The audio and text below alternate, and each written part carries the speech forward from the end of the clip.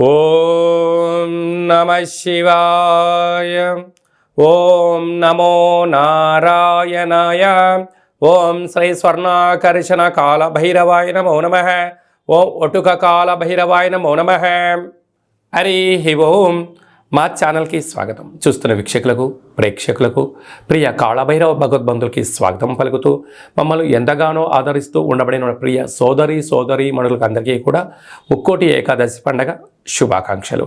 సనాతన ధర్మ వీక్షకులకు, సంరక్షకులకు అందరిపైన దత్తాత్రేయ స్వామి యొక్క ఆశీస్సులు ఉండాలని కోరుకుందాం. అలాగనే మార్గశీర్ష మాసం అనగానే శ్రీ వళ్ళీ దేవసేన సుబ్రహ్మణ్యేశ్వర స్వామి యొక్క జయంతి, కాళభైరవ జయంతి, దత్తాత్రేయ జయంతి సందర్భంగా మనమందరము ఎలాంటి విధి విధానాలు పాటించాలో సవివరంగా సంపూర్ణంగా తెలుసుకుందాం. 16వ తారీఖు 12వ నెల 2023 నుండి 31/12/2023 వరకు పుట్టినటువంటి వారికి ముందస్తుగా జన్మదిన శుభాకాంక్షలు. గతంలో వివాహం చేసుకున్న వారికి వివాహ వార్షికోత్సవ శుభాకాంక్షలు. ఈ 16వ తారీఖు నుండి 31వ తారీఖు వరకు ద్వాదశ రాశిలో గ్రహ గమనాలను అనుసరిస్తూ ఎలా ఉండబోతుందో సవివరంగా సంపూర్ణంగా తెలుసుకుందాం. మేషరాశిలో గురు సంచార స్థితి, కన్యరాశిలో కేతు సంచార స్థితి, తులారాశిలో శుక్రుడు స్వక్షేత్ర సంచార స్థితి, వృశ్చిక రాశిలో కుజుడు స్వక్షేత్ర సంచార స్థితి, ధనుసు రాశిలో రవి బుధ సంచార స్థితితో బుధాదిత్య రాజయోగంతో ప్రయాణం అవ్వడం, కుంభరాశిలో శనేశ్వర స్వామి స్వక్షేత్ర సంచార స్థితి, మీనరాశిలో రాహు సంచార స్థితితో ద్వాదశ రాశుల్లో గ్రహ గమనాలు ఈ విధంగా ఉన్నాయి. ఇక్కడ విశేషంగా శుక్రుడు స్వక్షేత్రకారకుడు, కుజుడు స్వక్షేత్రకారకుడు, శనేశ్వర స్వామి వారు స్వక్షేత్రకారకుడు. విశేషమైనటువంటి 3 గ్రహాలు స్వక్షేత్రంగా ఉన్నప్పుడు ఎలాంటి ఉపయోగాలు ఉంటాయో సవివరంగా సంపూర్ణంగా తెలుసుకుందాం. కర్కాటక రాశి వారు ఈ యొక్క డిసెంబర్ నెలలో ద్వితీయార్థంలో కాళభైరవ జయంతి సందర్భంగా ఎలాంటి విధి విధానాలు పాటించాలో ఈ వీడియోలో సవివరంగా సంపూర్ణంగా తెలుసుకుందాం. కర్కాటక రాశిలో ఏ నక్షత్రాలు వస్తాయనగా పునర్వసు నక్షత్రంలోని చివరి 4వ పాదము, పుష్యమీ నక్షత్రంలోని 4 పాదాలు, ఆశ్లేష నక్షత్రంలోని 4 పాదాలు కలిపితే కర్కాటక రాశి. చాలామందికి పుట్టినటువంటి కాల సమయంలో డేటా ఆఫ్ బర్త్లో లేనటువంటి కారణం చేత పేరు యొక్క మొదటి అక్షరాన్ని అనుసరిస్తూ ఆ రాశిని తెలుసుకునే ప్రయత్నం అవుతుంది. అవి ఏ అక్షరం ఒకసారి పరిశీలన చేద్దాం. హీ, హూ, హే, హో, డా, డి, డు, డే, డో అక్షరాల వారందరూ కూడా కర్కాటక రాశి జాతకులే. కర్కాటక రాశి యొక్క అధిపతి చంద్రుడు. వీరికి ఒకవైపు అష్టమ స్థాన శని సంచార స్థితి జరుగుతున్న విషయం తెలిసినటువంటిది.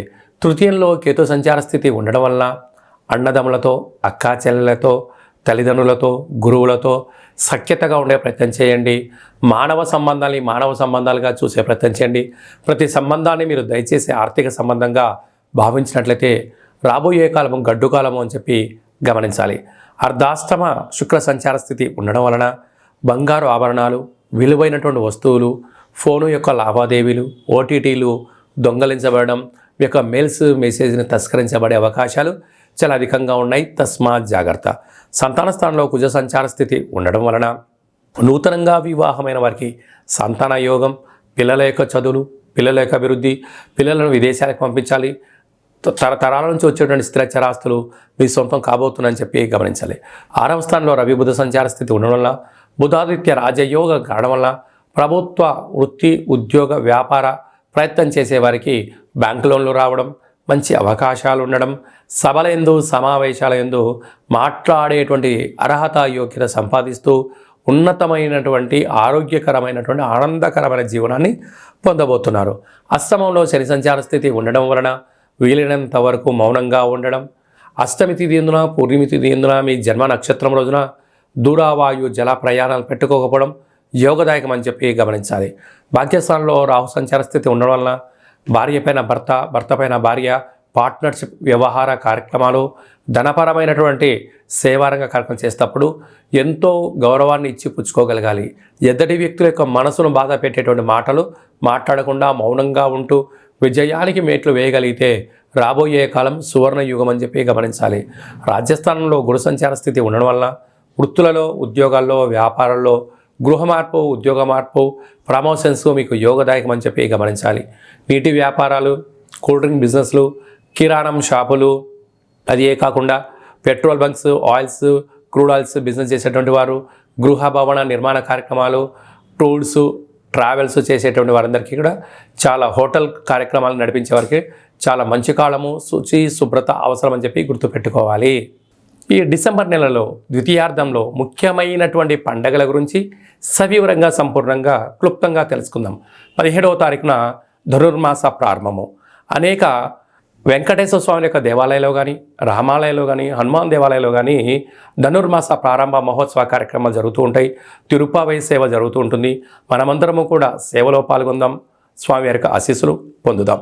18వ తారీఖున షష్ఠి సోమవారం సందర్భంగా శ్రీ వల్లి దేవసేన స్వామివారి యొక్క జయంతి. పుట్టలో పాలు పోద్దాం.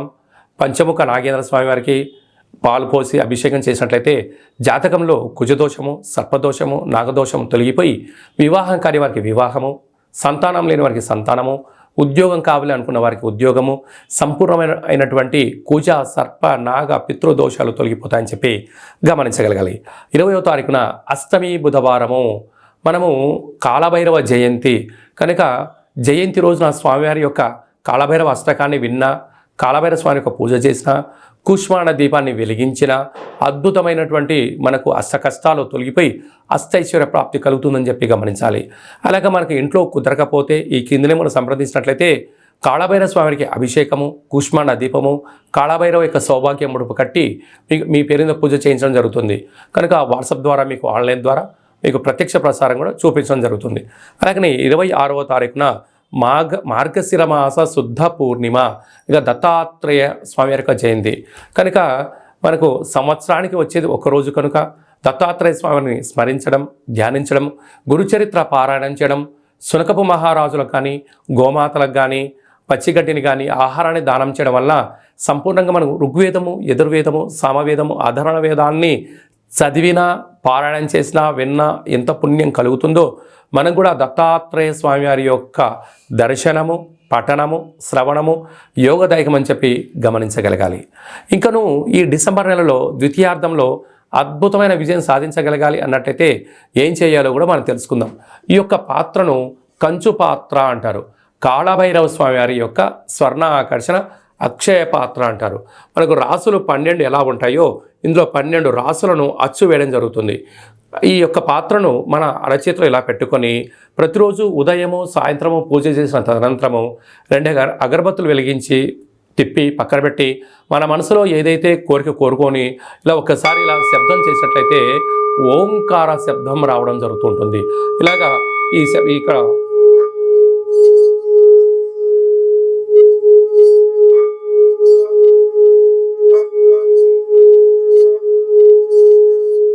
ఈ యొక్క అక్షయ పాత్ర ద్వారా ఈ శబ్దాన్ని సృష్టించడం వలన ఓంకార శబ్దం ద్వారా గృహంలో ఉండబడినటువంటి వాస్తు, నరదృష్టి, శత్రు ప్రభావ దోషాలు తొలగిపోతాయని చెప్పి గమనించగలగాలి. అక్షయము అనగా నశించబడినటువంటిది. కాలభైరవుడు అనగా కాలం అనేటువంటిది మనకు అనుకూలంగా ఉండేటువంటి పరిస్థితి ఉంటుంది. పిలిస్తే పలికే ఏకైక భగవంతుడే కాళభైరవ స్వామివారు. కనుక మనమందరము కూడా ఈ కాళభైరవ జయంతి సందర్భంగా స్వామివారిని స్మరిద్దాం. గృహంలో కూష్మాండ దీపాన్ని లేక నారికేల దీపాన్ని వెలిగించుకుందాం. అక్షయ పాత్రను సొంతం చేసుకుందాం. ఇంట్లో పెట్టుకొని సకల యంత్ర, మంత్ర, తంత్ర, పరతంత్ర, తాంత్రికపరమైనటువంటి దోషాలు తొలగిపోయి సంపూర్ణమైనటువంటి అష్ట కష్టాలకు స్వస్తి పలికి అష్టైశ్వర్యం స్వాగతం పలకడానికి మనకు కాళభైరవ స్వామికి ఆశీస్సులు ఉంటాయని చెప్పి గమనించగలగాలి. ఆసక్తి గలవారు ఈ కిందని మనం సంప్రదించి పొందగలరు. ఈ యొక్క అక్షయ పాత్రతో పాటు కాళభైరవ స్వామి యొక్క ఒక పిరమిడు, స్వామివారి యొక్క కంకణము, ఉట్టి, ఇంటి బయట కట్టుకోవడానికి సౌభాగ్య ఉట్టిని, మీ యొక్క గోత్రనామాల పేరుపైన మన యొక్క స్వర్ణాకర్షణ కాళభైరవ స్వామి యొక్క దేవాలయంలో 41 రోజు కూష్మాండ దీపాన్ని కూడా పెట్టడం జరుగుతుంది. ఆసక్తి గలవారు ఈ కింద నెంబర్ సంప్రదించవచ్చు. అలాగే మీ వ్యక్తిగత జాతకం తెలుసుకోవాలనుకుంటున్నారా? మీ యొక్క పేరు, పుట్టినటువంటి తేదీ, నెల, సంవత్సరం, పుట్టిన సమయం రాసి వాట్సాప్లో పంపించగలిగినట్లయితే మీరు పుట్టినప్పుడు గ్రహ గమనాలు ఎలా ఉన్నాయి, ప్రస్తుతం ఎలా ఉంటున్నాయి, రాబోయే కాలంలో ఎలా ఉండబోతున్నాయో సవివరంగా సంపూర్ణంగా 100 సంవత్సరాల జాతకాన్ని వ్రాసి పంపించి మీకు తెలియజేయడం జరుగుతుంది. అలాగా డేటా బర్త్లు లేనటువంటి వారికి మీ పేరు యొక్క మొదటి అక్షరాన్ని అనుసరిస్తూ రాశిని తెలియజేస్తూ రమణ శాస్త్రం ద్వారా అనగా గవ్వళ ద్వారా కాళభైరవ ఉపాసన చేత భూత, భవిష్యత్, వర్తమానాన్ని తెలియజేయడం జరుగుతుంది. కనుక మీ వ్యక్తిగత జాతకం తెలుసుకోవాలనుకుంటున్న వారు ఈ కింద నెంబర్ని సంప్రదించి ఆన్లైన్ ద్వారా కానీ ఆఫ్లైన్ ద్వారా కానీ వాట్సాప్ ద్వారా కానీ అపాయింట్మెంట్ తీసుకొని సంప్రదించగలరు. అలాగనే మీ యొక్క అబ్బాయికి కానీ అమ్మాయికి కానీ వివాహం కావడం లేదా, ఆ యొక్క జాతకంలో అనేక రకాల సమస్యలు ఉన్నప్పుడు, లేకుంటే వచ్చినటువంటి వధువు కానీ వరుడు యొక్క జాతకం కలిసిందా కలవలేదా అనేటువంటిది తెలుసుకోవాలనుకున్నట్టయితే వారి యొక్క డేట్ ఆఫ్ బర్త్లు కానీ వారి యొక్క పేర్లను కానీ మీరు పంపించినట్లయితే వివాహ జాతక పొంతన వారి యొక్క గణాలు గుణాలు జంతు పరిశీలన చేసి మీకు సవివరంగా తెలియజేయడం జరుగుతుంది. అలాగే గతంలో వివాహం చేసుకున్న వారికి దంపతులు మధ్యలో సఖ్యతగా ఉండకపోవడం కానీ, ఒకరిపైన ఒకరు అగౌరవంగా ఉండడం కానీ, 490 కేసులు పెట్టుకోవడం కానీ, పోలీస్ స్టేషన్లో గొడవలు వెళ్తూ అలాగే విడాకుల దాకా వెళ్ళినటువంటి వారందరూ ఎలాంటి ఇబ్బంది పడకుండా మీ యొక్క జాతకంలో కానీ మీ పేరులో కానీ స్వల్పమైనటువంటి మార్పులు చేర్పులు చేయడం వలన మీకు ఉజ్వలమైన మంచి బంగారు భవిష్యత్తుకు ఆధ్యాత్మిక సలహాలు సూచనలు ఇవ్వడం జరుగుతుంది. తెలుసుకునే వాళ్ళు తెలుసుకోవచ్చు. అలాగే మీకు పుట్టినటువంటి అబ్బాయి కానీ అమ్మాయికి కానీ పేరు ఎలాంటి పేరు పెట్టగలగాలి, పేరు యొక్క మొదటి అక్షరం ఏం రాగలగాలి, రాబోయే కాలంలో ఆ పేరులో ఉన్న వైబ్రేషన్స్ విషయం తెలుసుకొని పేరు పెట్టినట్లయితే, అంటే ఏదైనా కూడా ఒక వ్యవస్థలు కానీ సంస్థలు కానీ ఒక వ్యక్తి పేరును బట్టి తన యొక్క జీవన గమనం ఆధారపడి ఉంటుంది. కనుక వాటి పేర్లను మన యొక్క దేవాలయంలో ఆధ్యాత్మికమైనటువంటి అద్భుతమైనటువంటి మంచి పేర్లను మీకు సజెషన్ చేయడం జరుగుతుంది. కనుక ఆసక్తి గలవారు ఈ కింద నెంబర్ సంప్రదించి అపాయింట్మెంట్ తీసుకొని సంప్రదించగలరు. అందరికీ కళవు వెంకటనాయక అన్నట్టుగా వెంకటేశ్వర స్వామి ఆశీస్సులు ఉండాలని కోరుకుందాం. అందరినీ ఆశీర్వదించడం ప్రార్థన చేద్దాం. ఓం శతమానం భవతి శతాయు పురుష సతేంద్రియ ఆయుష్యేవేంద్రియే ప్రతిష్టతి ధనం ధాన్యం బహుపుత్రలాభం శత సంవత్సరం దీర్ఘమాయు. సర్వే జనా సుఖినో భవంతు, లోకా సమస్తా సుఖినో భవంతు. సర్వం శ్రీ కాళభైరవ దేవతార్పణమస్తు. హరి ఓం. ఈ వీడియో మీకు నచ్చినట్టయితే లైక్ చేయండి, షేర్ చేయండి, మా ఛానల్ని సబ్స్క్రైబ్ చేసుకోండి. నేను చేస్తున్న ఆధ్యాత్మిక వీడియోలు మీకు ముందస్తుగా నోటిఫికేషన్ రావాలి అన్నట్టయితే గంట సింబల్ ప్రెస్ చేయండి, పైన ఆల్ అనే బటన్ కూడా తెలియజేస్తూ భగవద్బంధులకు మిత్రులకు సనాతన సంరక్షకులకు ఈ యొక్క వీడియోను ఫార్వర్డ్ చేసి హిందూ ధర్మాన్ని కాపాడండి.